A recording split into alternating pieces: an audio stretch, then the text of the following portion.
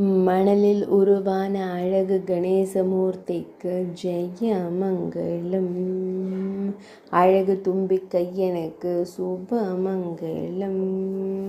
மணலில் உருவான அழகிய ஐங்கரத்தோனுக்கு சுபமங்கலம். பக்தர்களை காத்தருள்வதற்கு ஜெயமங்கலம். ஐந்தாம் வேதம் எழுதிய ஒற்றை கொம்பனுக்கு சுபமங்கலம். ஆனந்தமாய் காட்சி தந்தருள்வதற்கு ஜெயமங்கலம்.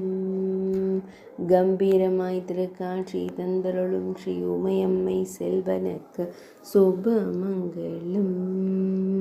பக்தர்களுக்கு மகிழ்ச்சி தந்தருளும் ஆனைமுகத்தோனுக்கு ஜெயமங்கலம்.